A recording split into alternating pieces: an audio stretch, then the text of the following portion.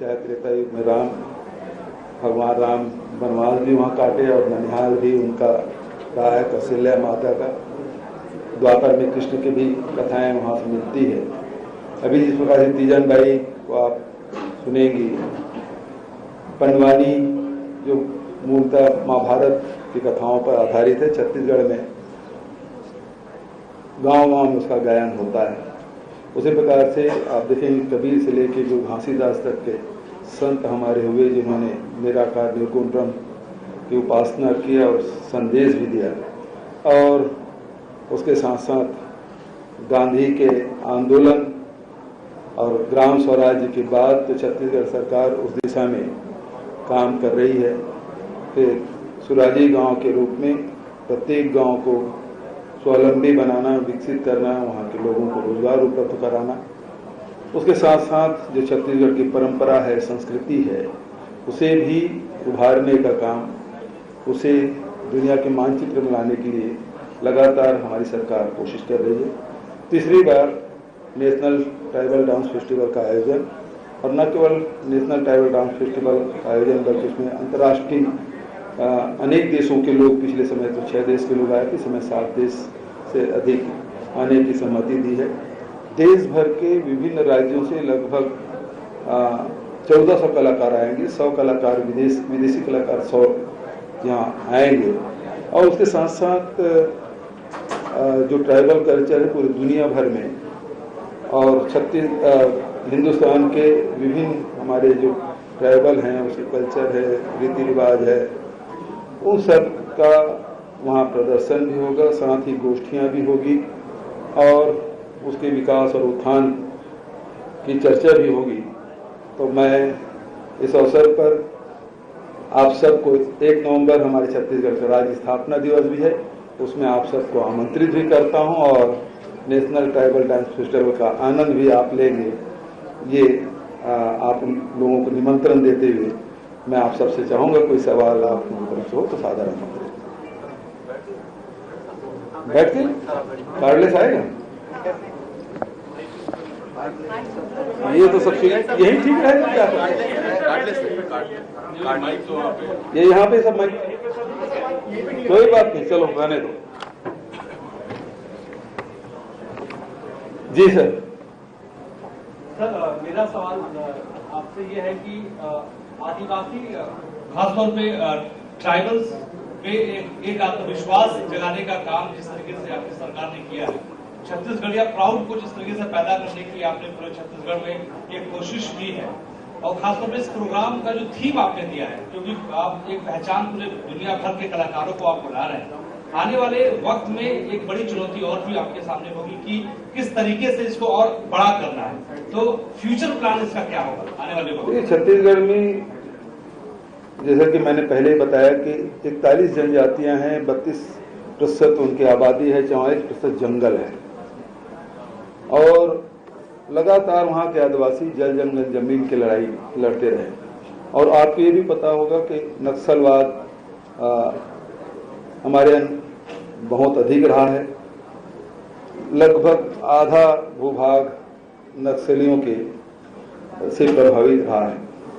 और ऐसे समय में जब हम लोगों ने राज्य सरकार की बागडोर संभाली, उस समय हम लोगों के सामने बड़ी चुनौती थी कि इस समस्या का निदान क्या है।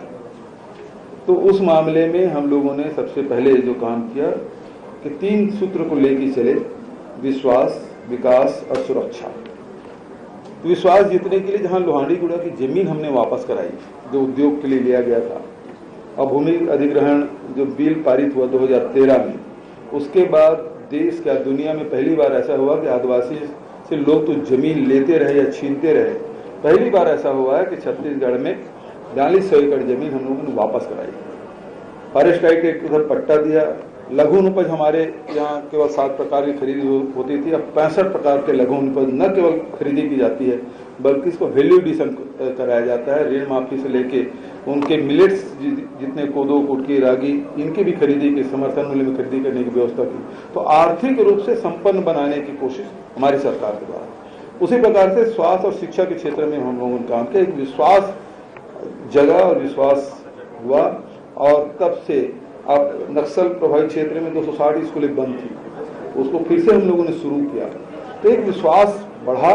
उसके साथ साथ जो वहाँ की संस्कृति है, उनके जो गोटुल पूरा विश्व प्रसिद्ध रहा बस्तर का, आप जानते हैं गोटुल के बारे में, उसके निर्माण करने के साथ साथ वहाँ की जो देवगुड़ी उसकी परंपराएं हैं उसको पुनर्जीवित करने के लिए, उसके विकसित करने के लिए हम लोगों ने काम किया। एक विश्वास जीतने के काम हम लोगों ने उसकी संस्कृति को न केवल बचाने के लिए बल्कि उनकी जो भाषाएं हैं, चाहे आप सरगुजा सब चलते, कुड़ुक है, सरगुजिया है, सादरी है, बस्तर में जाएंगे तो बस्तर में तो बहुत सारी बोलियां बोली जाती है, जिसमें गोड़ी है, हल्बी है, मुरिया है, मारिया है, दोरला है, बहुत सारी जो जनजाति की जो बोलियां हैं उसे हमने पहली दूसरी कक्षा में उस पाठ्यक्रम उसको उसकी बोली में लिपिबद्ध करके उसको उन बच्चों को मातृबोली में, मातृभाषा में पढ़ाने का काम किया। तो इस प्रकार से वो उसकी संस्कृति के साथ साथ हमने एक बादल, बस्तर में बादल आर्ट डांस, ट्राइबल डांस का एक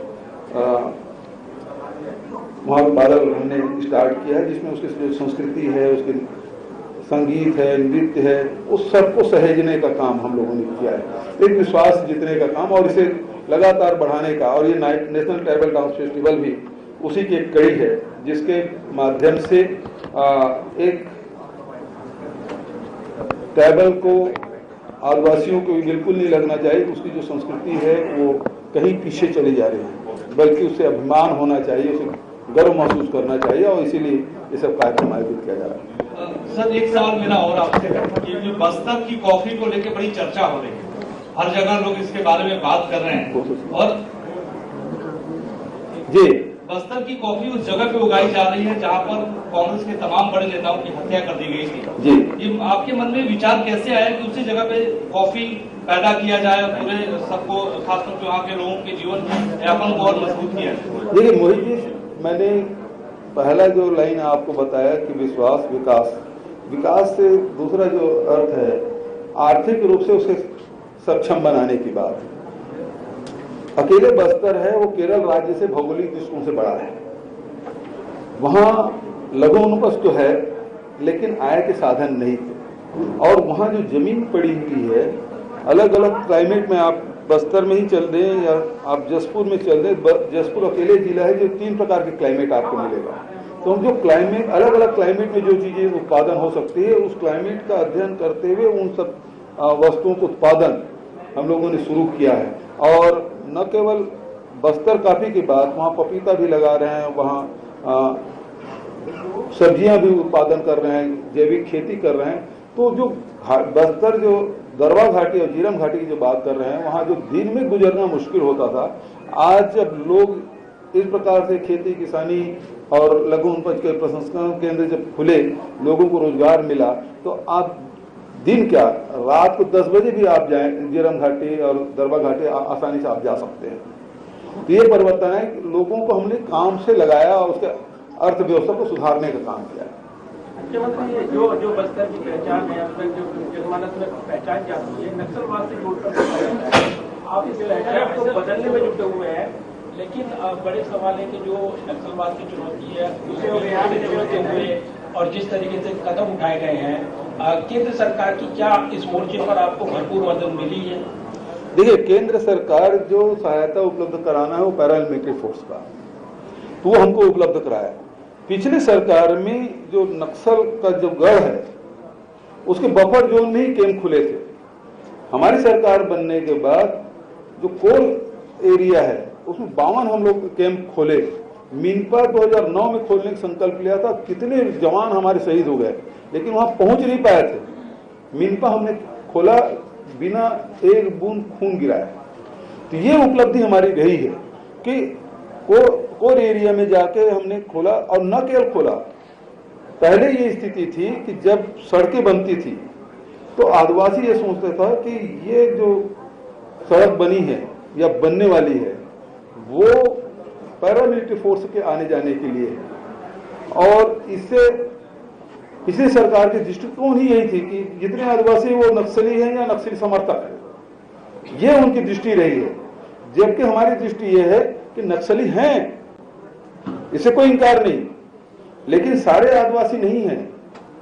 मजबूरी में किसी की कनपट्टी में आप पिस्तौल टिका के जो बात कहलवाना चाहे, वो तो आदिवासी हैं, पढ़े लिखे नहीं हैं, आर्थिक रूप से कमजोर हैं, तो वहां उसकी बात तो छोड़ दीजिए, जो सक्षम लोग हैं उसकी कनपटी में कोई बात करे तो किसी पेपर में आप दस्तखत करा लीजिएगा, तो उस स्थिति को समझिएगा। तो हमने सबसे पहले क्या किया, वहां जितने भी उसकी आवश्यकताएं हैं, जैसे स्कूल है, आंगनबाड़ी केंद्र है, पीडीएस साफ है, बिजली है, पानी है, ये उसकी डिमांड रही है। सबसे पहले जहां हमको कैंप खोलना है वहां से पहले ये काम, उसके बाद फिर लोगों ने खुद डिमांड की कि अब हमारे यहाँ सड़क बनना चाहिए।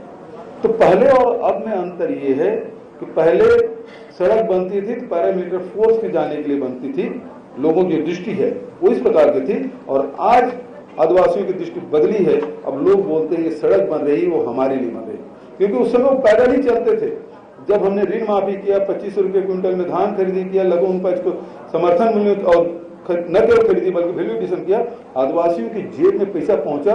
और आज केवल दो डिमांड करते हैं, सड़क तो मांगते ही, वो दो डिमांड बस्तर में चाहे सरगुजा में दो डिमांड करते हैं। एक तो हमारे यहाँ बैंक खुली, बैंक की शाखा खुली, और दूसरा स्वामी आत्मानंद अंग्रेजी स्कूल खोली।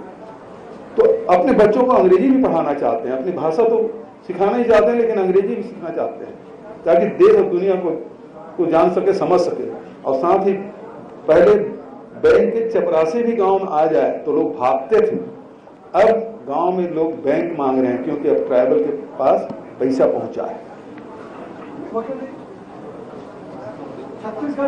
ये इधर दे दी।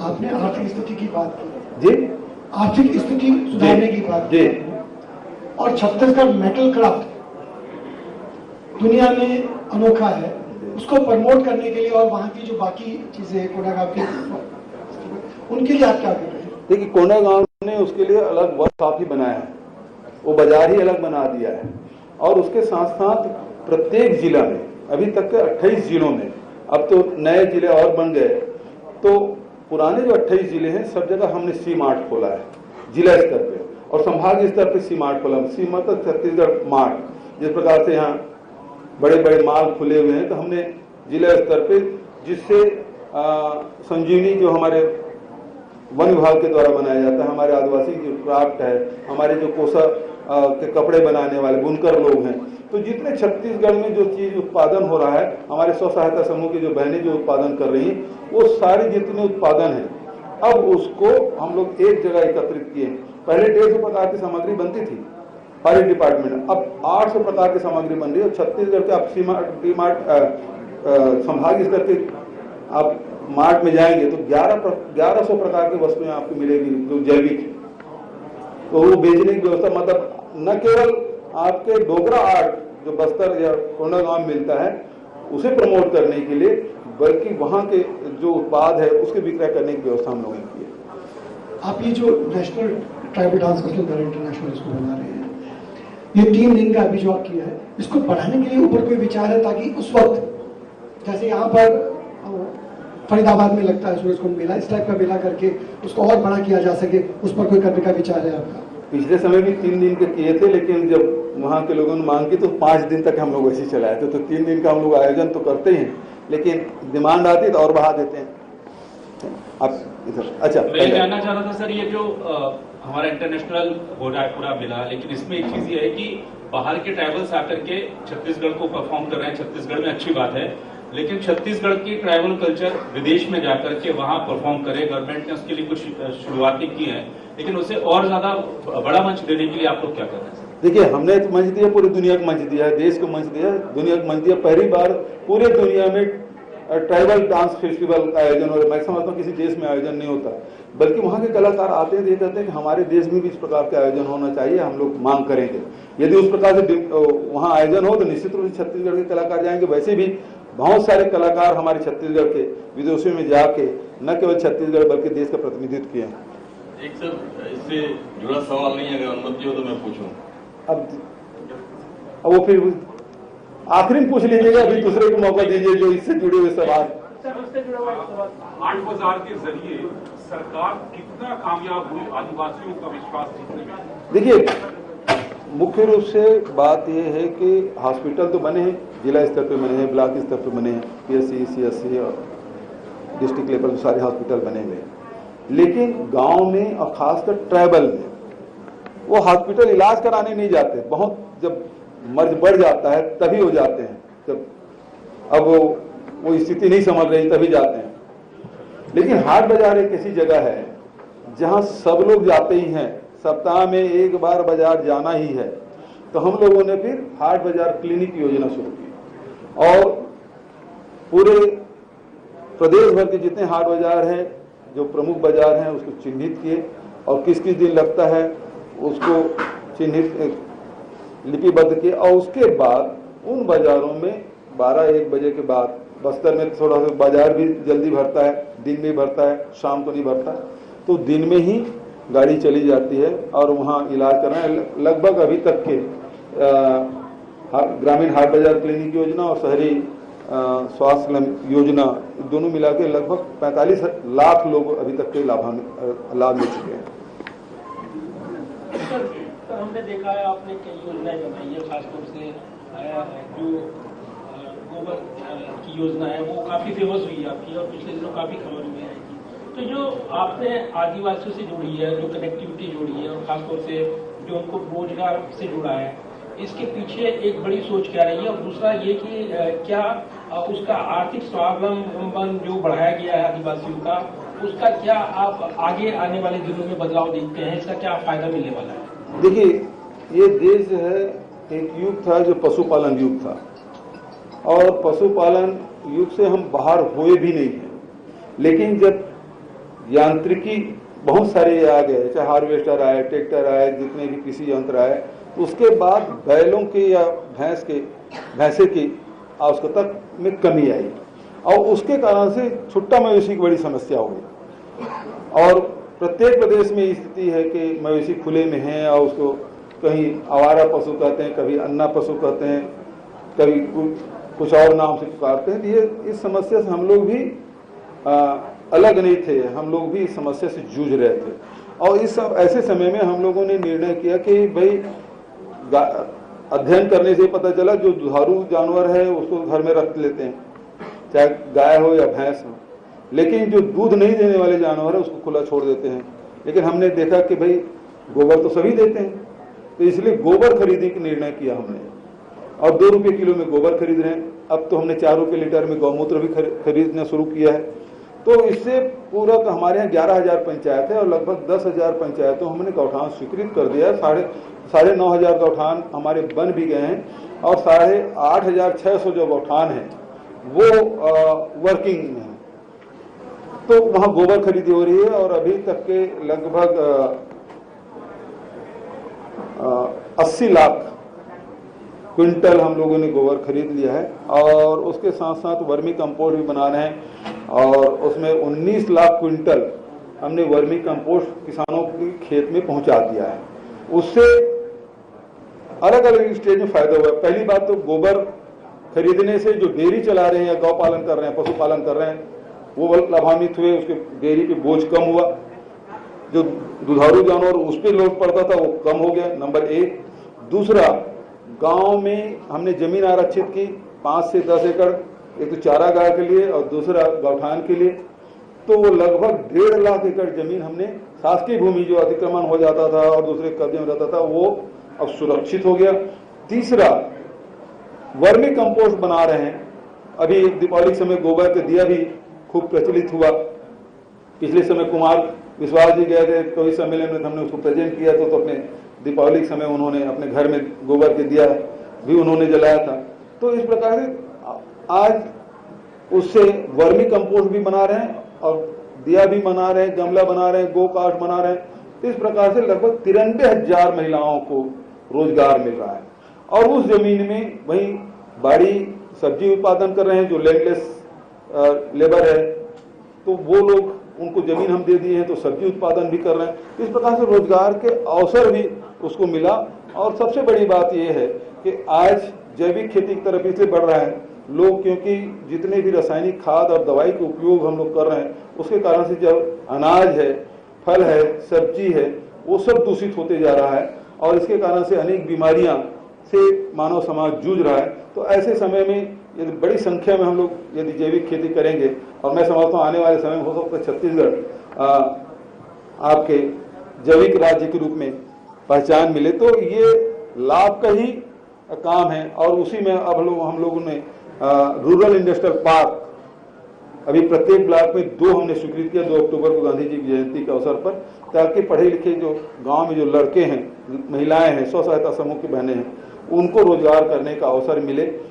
बाबा रामदेव कच्चा घानी के तेल बेचे, गांव में ही हमारी जब सरसों होता है, गांव में जब तिली उत्पादन होता है तो उसे तेल भी बना के बेच सकें, तो उत्पादन करने की व्यवस्था और विक्रय करने की व्यवस्था, ये हम लोग वहाँ छत्तीसगढ़ में कर रहे हैं। आवारा पशु को अन्ना पशु से जोड़ दिया जी, आवारा पशु को अन्ना पशु से जोड़ दिया, तो टारगेट कुछ और है या सिर्फ ना ना ना, आवारा ही? वो आवारा पशु को मैं अभी आपको बताऊं, बुंदेलखंड में उत्तर प्रदेश के चुनाव में था, तो वहां बुंदेलखंड में उसको अन्ना जानवर कहते हैं।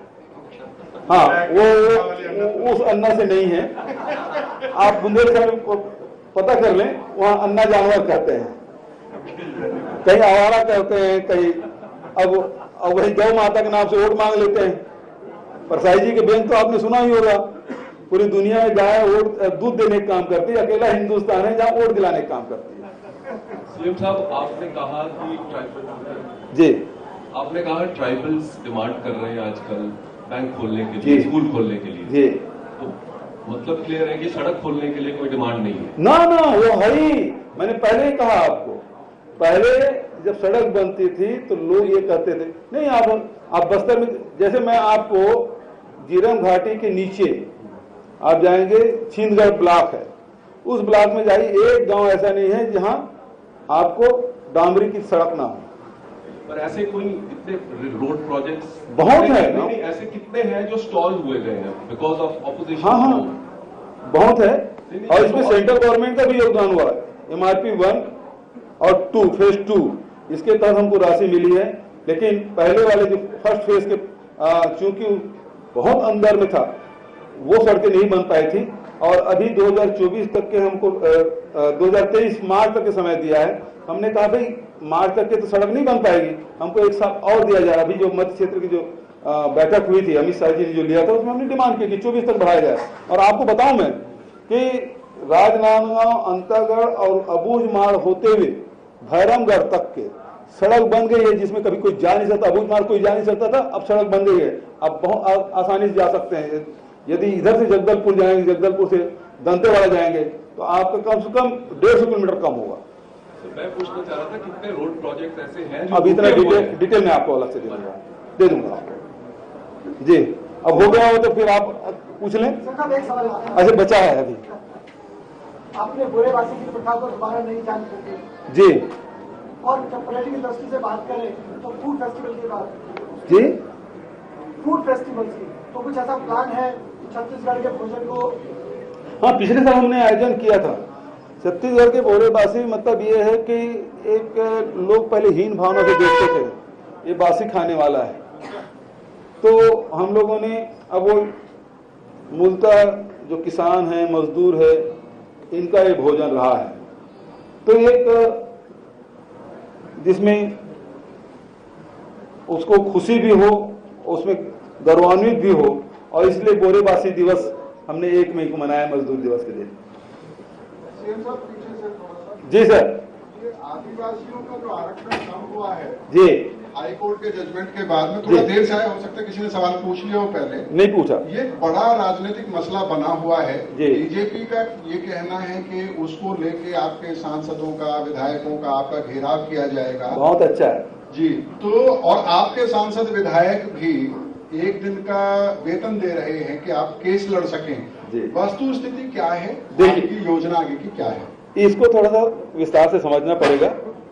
मध्य प्रदेश से जब अलग हुए तो मध्य प्रदेश में जो आरक्षण की व्यवस्था थी, तो पूरे मध्य प्रदेश के जो पॉपुलेशन उसके हिसाब से हुआ था, और उसमें 20% आदिवासी पूरे मध्य प्रदेश में थे, 16% अनुसूचित जाति के लोग थे, तो उसके हिसाब से आरक्षण था। छत्तीसगढ़ अलग हुआ तो वो आरक्षण वैसी चला आ रहा था, जबकि भारत सरकार ने 2005 में ही आदेश कर दिया था कि ये 32% चूंकि आदिवासी वहां रहते हैं और अनुसूचित जाति 13% रहते हैं, उसके हिसाब से आरक्षण दे दिया जाए। लेकिन पिछली सरकार ने 2005 से लेकर 2011 तक उसके रोका रखा और 2011-12 में जब आदिवासी आंदोलित हुए तो 2012 में उन्होंने 32% आदिवासियों को, 12% अनुसूचित जाति के लोगों को और 14% पिछड़े वर्ग के लोगों को दिया। इस प्रकार से 58% हुआ। और उसके बाद उन्होंने 2 कमेटियां बनाई, एक तो सीएस के अध्यक्षता में और दूसरा जो ट्राइबल मिनिस्टर थे उस समय ननकी राम कंवर, बहुत सीनियर लीडर हैं भारतीय जनता पार्टी के, उसके अध्यक्षता में कमेटी बनाई और उस रिपोर्ट को उन्होंने दबाए रखा, कोर्ट में प्रस्तुत तक नहीं किया और उसके बाद कोर्ट ने फैसला दिया। तो ये जो आरक्षण है और जो आदेश था पिछली सरकार का, उसको निरस्त कर दिया। निरस्त करने के कारण से हुआ कि जो पिछले जो मध्य प्रदेश समय के जो आदेश है वो अपने आप लागू हो गया। अब हम लोग उसमें सुप्रीम कोर्ट भी जा रहे हैं और दूसरा हमने अभी क्वांटिफाइबल डाटा के लिए पटेल आयोग का गठन किया हुआ है और मैं समझता हूँ बहुत जल्दी ये नवंबर में उसका रिपोर्ट आया जाएगा और तब हम सारे आरक्षण जितने जो है उसको हम लागू करेंगे। तो भारतीय जनता पार्टी तो आरक्षण के पक्ष में है ही नहीं। यदि सेंटर के हिसाब से भी देखें, जब सारे पद ही समाप्त करते जा रहे हैं तो आरक्षण का लाभ क्या? आप एयरपोर्ट बेच दिए, रेलवे स्टेशन बेच दिए, एयर इंडिया बेच दिए, तो सारे जो सार्वजनिक उपक्रम उसको बेचते जा रहे हैं, तो आरक्षण का लाभ कहां मिलेगा? नहीं मिलेगा। तो सबसे पहले लड़ाई तो उसका होना चाहिए। और भारत सरकार, केंद्र में भारतीय जनता पार्टी की सरकार है, अनुसूचित जाति और जनजाति के जितनी जनसंख्या उसे 1-1% कम दे रही है, तो पहले तो वो वहां ठीक कर ले केंद्र में। ठीक है, अब मैं समझता हूं आप सवाल पूछ लीजिए। आपके सर, आपने ट्वीट भी किया है और एक बड़ा आरोप आपके ऊपर सॉलिसिटर जनरल ने लगाया है कि आपने नॉन घोटाले के आरोपी की जमानत करवाई जज से मिलकर। मैं चाहता हूं कि इसे आप बयान के रूप में भी दर्ज करें। देखिए, ये जो सॉलिसिटर जनरल हैं उन्होंने कोर्ट में ये कहा कि मुख्यमंत्री है वो जज से मिलकर निर्णय को प्रभावित किए। तो उसे पूछा भी गया किसने कहा आपको? तो बोले 2 जने जो व्हाट्सएप में बात कर रहे हैं, कोई दूसरा आदमी, उस आधार पे आरोप लगाए। मतलब ये हास्यास्पद है। यदि मैं आपके खिलाफ मतलब कोई आदमी बोल दे, हम कोई 2 जने बात कर रहे हैं कि मैंने आपको 10 करोड़ रुपए दिया, ये उसी प्रकार की बात है, तो इसका मतलब आपने 10 करोड़ रुपए लिया, ये कैसे साबित होता है? तो ये वही बात है कि सॉलिसिटर जनरल जैसे पद में बैठे हुए व्यक्ति इतना हल्की बात वो भी सुप्रीम कोर्ट में करे, ये मैं समझता हूं कि उचित नहीं है। और इसलिए मैंने कहा कि न मैं जज से मिला, न इस प्रकार की बात कही जानी चाहिए। चलिए, बहुत बहुत धन्यवाद। अच्छा, आप पूछेंगे? तो महिलाओं की तरफ से कोई नहीं आया था, तो आप प्रतिनिधित्व करिए। कांग्रेस के जो नए प्रेसिडेंट इलेक्ट हैं मल्लिकार्जुन खड़गे जी, उनको मिलके आए हैं जी, आपको क्या कहना है? जो चुनाव हुए उसके बाद नए अध्यक्ष आए हैं और ओवरऑल पूरी सिचुएशन ही पार्टी की। देखिए, मैं तो खड़गे जी से तो पहले भी मुलाकात होती रही है। जब भी दिल्ली आते थे, कभी CWC की मीटिंग हुई या ICC की मीटिंग जब भी हुई है, तब हम लोग मिलते थे, अनेक विषयों में चर्चा भी करते रहे। और जब छत्तीसगढ़ में 2018 के जो चुनाव हुए तो हमारे मुख्य ऑब्जर्वर वही थे और तब से हम लोगों को परिचय और बहुत अनुभवी नेता हैं। अध्यक्ष बनने के बाद उनसे मुलाकात मैंने की। वैसे इसके पहले कर्नाटक में भी पद यात्रा जो हुआ, जिसमें राहुल जी अभी बेल्लारी में जो बड़ी सभा हुई उसमें खड़गे जी भी थे, तो वहाँ भी मुलाकात हुई, उनके साथ पद यात्रा भी की। और चुनाव निर्वाचित होने के बाद उन्हें बधाई देने उसके निवास में गया था और बहुत सारी बातें हुई। आगे 26 तारीख को पदभार ग्रहण कर रहे हैं, उसके बारे में उन्होंने जानकारी दी और मैं उसमें दियाऊंगा। Thank you.